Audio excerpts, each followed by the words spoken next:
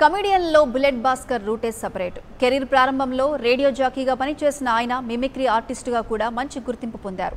ఆ తర్వాత జబర్దస్త్ కామెడీ షోతో బుల్లితెర ప్రేక్షకులకు బాగా చేరువయ్యాడు. అయితే ఇటీవల విడుదలైన ఓ ప్రోమోలో బుల్లెట్ భాస్కర్ చెప్పిన పంచ్ డైలాగులు వైసీపీ ప్రభుత్వాన్ని విమర్శించే విధంగా ఉన్నాయి. దీంతో వైసీపీ శ్రేణులు బుల్లెట్ భాస్కర్ పై ఆగ్రహం వ్యక్తం చేస్తున్నాయి. నేను మీ జబర్దస్త్ బుల్లెట్ భాస్కర్. ఎక్స్ట్రా జబర్దస్త్ రీసెంట్గా వచ్చిన ప్రోమోలో మా మదర్ పింఛన్ గురించి చాలా క్యాజువల్గా అన్నారు. ఆ వర్డ్ ఎవరిని ఉద్దేశించి కాదండి. సాధారణంగా గవర్నమెంట్లు మారినప్పుడు వాళ్ళు మేనిఫెస్టోలో పింఛన్లు పెంచుతూ ఉంటారు కదా, ఆ ఉద్దేశంతో అన్నారు తప్ప ఏదో గవర్నమెంట్ని కించపరచాలి లేకపోతే ఆ ఉద్దేశం ఎటువంటి ఉద్దేశం లేదు. సో దాని గురించి కొంతమంది బాధపడడం జరిగింది. సో వైఎస్ఆర్సీపీ కార్యకర్తలందరికీ మా మదర్ తరపు నుంచి నేను క్షమాపణ కోరుతున్నాను.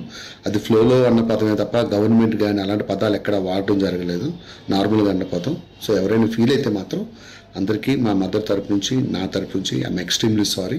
మా వాళ్ళకి చెప్పానండి, ప్రోమోలో ఆ డైలాగ్ డిలీట్ చేయమన్నాను, డిలీట్ చేస్తారు. నెక్స్ట్ ఎపిసోడ్లో కూడా ఆ డైలాగ్ ఉండదు. Thank you very much.